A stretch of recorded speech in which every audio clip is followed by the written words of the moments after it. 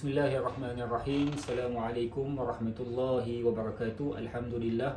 Wassalatu wassalamu ala rasulillah wa ala alihi wa sahbihi wa man walah. Amma ba'. Apa khabar sedang kapsul ilmu yang saya hormati lagi saya kasihi. Alhamdulillah kita berada pada hari ini, tanggal yang ke-29 daripada bulan Disember 2022. Kalau di negeri-negeri yang cuti pada hari Jumaat, maka hari ini khususnya di Johor, kita berada pada hari terakhir kita bekerja pada hari ini, iaitu pada tahun 2022 punya hari terakhir.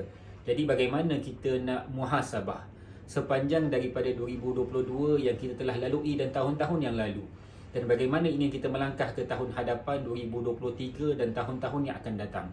Jadi tuan-tuan, puan-puan, pekerja-pekerja yang mencari nafkah, yang mencari rezeki di bumi Allah Subhanahu Wa Taala, yang mana Allah menyebutkan bahawa Allah lah yang telah menghampakan bumi dan langit untuk keperluan daripada manusia. Maka kita berada di bumi Allah, kita berada di alam ciptaan daripada Allah untuk kita mencari rezeki, semestinya untuk memohon yang halal daripada Allah Subhanahu Wa Taala. Bukankah sabda Nabi SAW menyebutkan talabal halalu faridatun ala kulli muslim, sesungguhnya meminta, memohon dan berusaha kepada sesuatu yang dihalalkan oleh Allah adalah sesuatu tuntutan agama yang fardu kepada tiap-tiap individu muslim. Maka tuan-tuan, puan-puan yang saya hormati, sepanjang tahun ini, cuba kita lihat kembali bagaimana rezeki kita, bagaimana pekerjaan kita, bagaimana gaji kita yang kita dibayar oleh majikan, ataupun mungkin kita berusaha dan bekerja dengan membayar gaji sendiri. Adakah benar-benar itu hak milik mutlak untuk kita lakukan dan untuk kita gunakan, belanjakan pada keperluan hidup kita ataupun keperluan ahli keluarga kita? Ataupun ada di sana perkara-perkara yang mungkin kita ada curi tulang, yang mungkin kita tidak bekerja dengan apa yang kita dibayar untuknya, dan mungkin juga ada waktu-waktu yang terluang, yang terlapang, yang terleka daripada kehidupan kita, sehingga kita tidak layak pun mendapat gaji-gaji sekian. Maka oleh kerana yang demikian, lihat kembali daripada mana rezeki yang kita dapat. Setiap sen yang kita perolehi daripada rezeki kita, maka pastikan itu adalah benar-benar milik daripada kita, yang kita layak untuk dibayar dengannya, yang kita berhak untuk menerimanya. Bukankah nanti disebutkan oleh Nabi SAW pada hari kiamat, la tazalu qadama 'abdin yaumal qiyamah, tidak akan berganjaknya kakinya anak Adam nanti pada hari kiamat, illa ayyus'alu an arba', kecuali akan ditanya kepadanya tentang 4. Jadi nanti pada hari kiamat Allah akan tanya kepada kita tentang 4. Jadi yang 4 ini tuan-tuan, di antaranya wa an malihi, Allah akan tanya kepada kita tentang harta kita. Min aina iktasabahu, Allah akan selidiki, Allah akan tanya daripada mana kita beroleh harta tersebut. Jadi sebelum Allah tanya kita nanti pada hari kiamat, sebelum kaki kita ini tidak mampu untuk berganjak nanti pada hari kiamat, ditanya oleh Allah, yang tidak boleh kita berganjak kecuali ada jawapan yang betul-betul benar daripada apa yang kita telah lakukan. Maka sebelum Allah tanya, kita selidiki sepanjang 2022 ini dan tahun-tahun yang lalu, harta kita itu benar ke hak milik daripada kita? Benarkah ia halal yang kita berhak menerimanya? Maka setiap sen mesti lihat dalam akaun kita, pada slip gaji kita, pada perolehan kita yang berada di dompet kita ataupun berada di mana-mana simpanan-simpanan daripada kita. Setiap sen selidiki itu benar ke tidak hak milik daripada kita, yang kita berhak untuk memperolehinya. Mungkin ada rasuah di sana, mungkin ada riba, mungkin ada sesuatu-sesuatu yang tidak patut kita terima. Maka oleh kerana itu, selidikilah ia.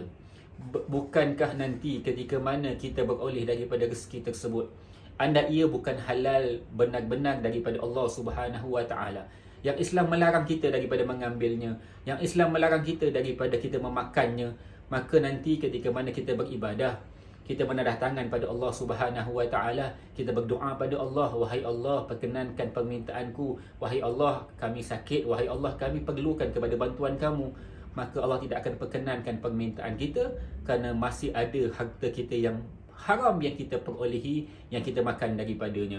Itulah hadis daripada Nabi SAW. Ada seorang lelaki yang menadah tangan pada Allah, angkat tangan pada Allah dalam keadaan dia bermusafir yang panjang, dalam keadaan bajunya kusut dan masai, dalam keadaan dalam keadaan tidak keruan, dia tanda tangan pada Allah, ya Rabb, ya Rabb, wahai Tuhan, wahai Tuhan. Maka Rasulullah kata, fama ta'amuhu haramun, makanannya daripada sumber yang haram, wa mashrabuhu haramun, dan dia punya minuman daripada minuman yang haram, wa malbasahu haramun, maka dia punya pakaian daripada sumber yang haram. Fa anna yustajabalah, bagaimana kami nak memperkenankan permintaannya? Maka kalau doa pun Allah tak perkenankan, begitu juga ibadah.